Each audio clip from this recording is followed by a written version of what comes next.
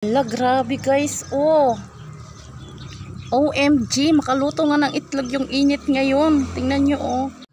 Hello, hello, hello. Ayan. Grabe init ng ano oh. Kainit. So mayroon akong gagawin ngayon. Dahil itry natin to. Napapanood ko lang tong ano na to. Ginagawa nila na to. Pero hindi ko pa na-try kaya ngayon. Naisipan kong i-try. So ayan. Ayan yung ating gagamiting lulutuan. Ating kawali. Magpiprito tayo ng eggnog. Ayan, try natin. So ayan, nakabili na tayo ng ano, ng itlog at mantika. So ito yung ating gagamitin. Tapos ayan yung ating paglulutuan.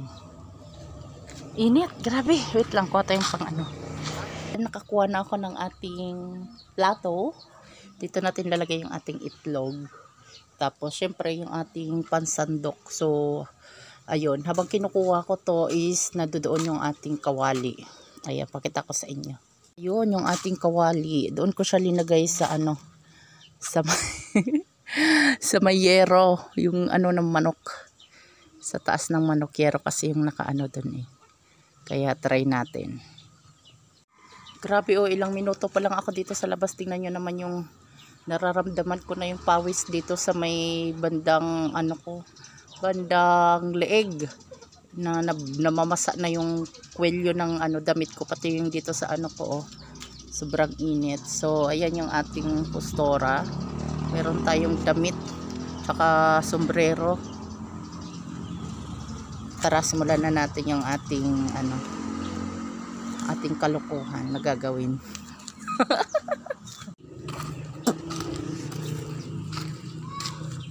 Grabing init. So ayan na yung ating kawali. Lagyan natin ng mantika.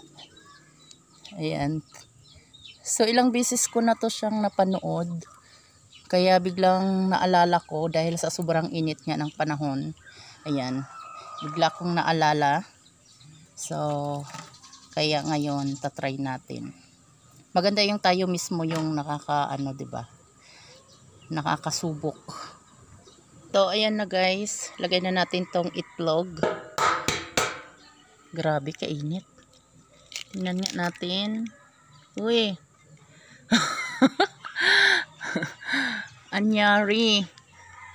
Parang ano Pero mainit yung kawali oh, mainit.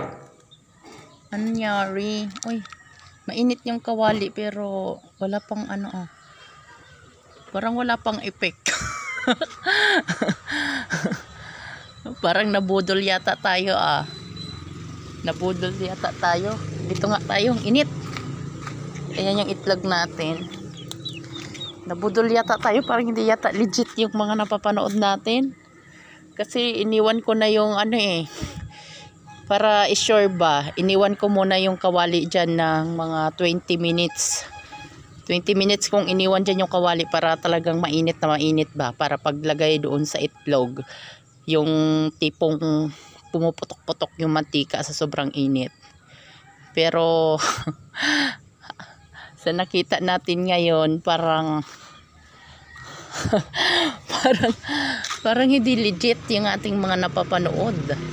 Ayan. Hindi siya legit kasi so iwanan ko muna yan siya ng siguro balikan natin yan siya after 30 minutes. Tingnan natin yung itsura niyan. Tingnan mo, yero na nga yung inanuhan ko yero na nga yung linagyan ko ba para maano talaga, nahulog na yung sombrero natin. Para mainit talaga pero ano pa rin. Walang effect.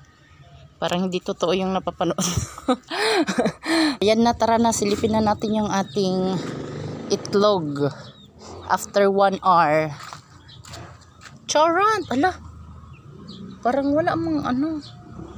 Wala man lang pinagkaiba.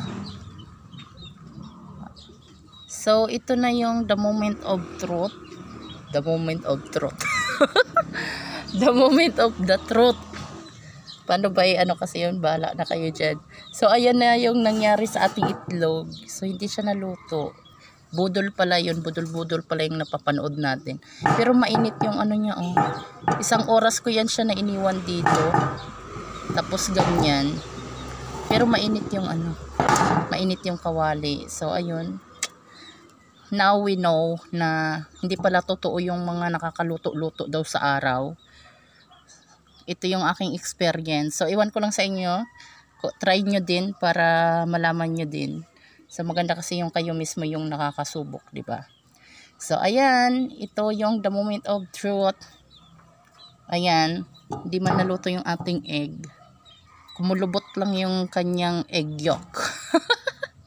Ayan, kunin na natin yung ating niluluto sa araw na hindi naman naluto. So gagawin ko dito para hindi masayang, lulutuin ko na lang to para mapakain sa ating mga alaga. Hala, OMG!